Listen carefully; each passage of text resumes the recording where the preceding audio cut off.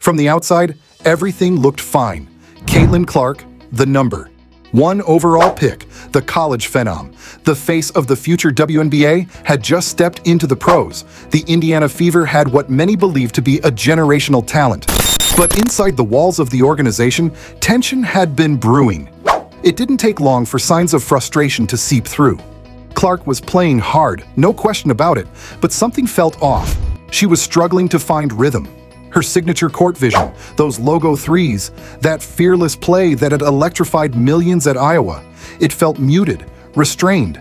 And Lin Dunn, the Fever's general manager and former coach herself, was watching closely. While fans packed arenas to see Clark in action, what they saw instead was a confused offensive system, a misaligned team, and a player who looked more like she was surviving than thriving. All signs pointed to one source: Stephanie White. White, a former player turned coach, had been handed the reins to develop a team around Clark. On paper, she had the experience, but on the court, her decisions sparked debate. Clark was often left standing in the corners. No plays were built for her to shoot off ball, pick and rolls were rare, spacing was non-existent, and her minutes were being watched like she was some untested bench rookie, not a proven superstar ready to lead. Lin Dunn, who had spent decades shaping talent and advocating for the growth of women's basketball, reportedly wasn't pleased. Sources close to the Fever organization revealed early signs of friction. In meetings, Dunn had expressed concern about Clark's usage. She believed that the team was squandering an opportunity, not just to win games, but to build an entire franchise identity around the league's most marketable star. Behind the scenes, it said Dunn pushed for more freedom for Clark. She wanted structure, yes, but not at the expense of creativity. She envisioned a system where Caitlin could run the floor, launch shots from deep, set up teammates, and grow into her leadership role. But White, it seemed, had a different vision. She was focused on defense, rotations, and a team-first approach that, while noble, didn't reflect the league's new direction. The clash of philosophies was becoming impossible to ignore, and the fans noticed. Social media lit up game after game. Why is Caitlin Clark barely touching the ball?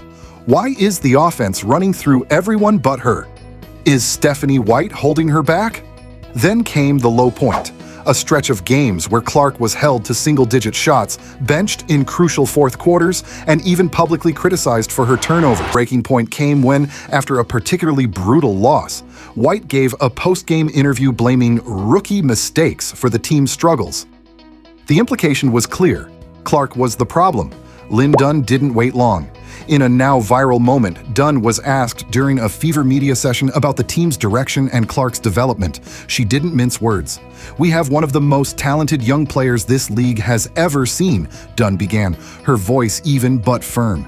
"And it is our responsibility, our absolute responsibility, to put her in a position to succeed." Period. The room fell silent. "I've been around this game for decades," she continued. "You don't clip a peacock's wings and ask why it's not flying." Reporters furiously scribbled notes. Wasn't naming names, but the target was unmistakable. She needs the ball, she needs space, she needs freedom, and she needs a system that adapts to her, not one that forces her into a box she was never meant to be in. The clip exploded online. Fans rallied behind Dunn. Hashtags like #FreeCaitlin and #LetClarkCook trended for days. Even WNBA legends weighed in. Sue Bird tweeted, "Give the kid the keys." Diana Taurasi, long considered the league's most fiery competitor, said in a podcast, "If I had Clark's talent and was being used like that, I'd be asking questions too." White remained silent. But insiders claimed that the locker room was tense.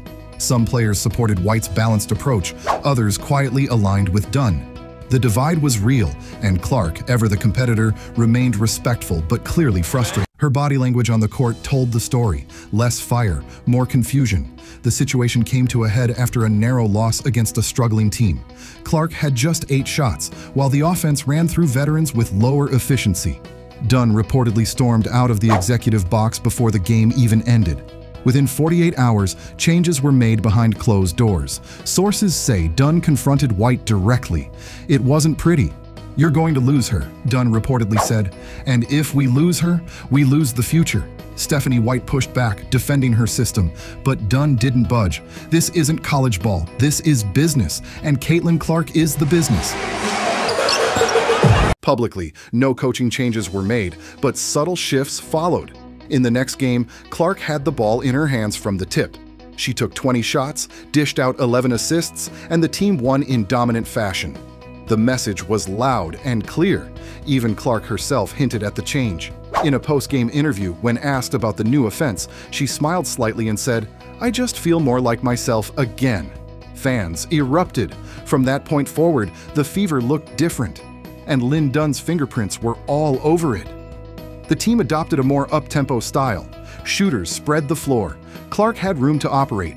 She began putting up the kinds of numbers fans were used to seeing: 30-point games, flashy assists, deep threes that had the crowd on their feet. Stephanie White, under pressure, adjusted. To her credit, she didn't fight it publicly, but behind the scenes, league insiders claimed she had been told directly, "Play to win, but win with Clark." The turnaround was noticeable. The Fever began climbing the standings. The chemistry improved. Players bought in. And more importantly, Clark looked happy again, energized, confident, the leader everyone expected her to be. Lin Dunn had done what great leaders do. She protected her investment, stood firm in the face of internal resistance, and fought for her player, not just because it made basketball sense, but because it was the right thing to do. In the weeks that followed, the media continued to draw comparisons. Clark versus Reese, Clark versus the league. But inside the Fever, the real story was this: Lin Dunn had saved the season, and perhaps Caitlin Clark's WNBA future. In a candid sit-down months later, Dunn reflected on the "People think it's about wins and losses," she said, "but it's about people. Caitlin is the kind of player who changes everything: culture, revenue, fan base. She's generational. You don't wait 5 years to figure out how to use her. You start building today." Asked if she and White had patched things up, Dunn smiled knowingly. "We're aligned now," she said. "Sometimes you have to shake the tree to get the fruit to fall." The Fever, riding the momentum of Clark's breakout and Dunn's direction, entered the playoffs with swagger. No one had expected it. But Clark's resurgence was no accident. It was the result of behind-the-scenes conviction and leadership. Today, Lin Dunn is credited not just as a savvy basketball executive, but as the protector of a movement, the woman who didn't let politics or pride get in the way of progress, the one who saw that the game was changing and made sure her team didn't get left behind. Caitlin Clark now plays like she's free, and the Indiana Fever, they're no longer a rebuilding team, they're a force, because one woman stood up and said, "Enough is enough." And that's how Lin Dunn didn't just hold back, she changed everything.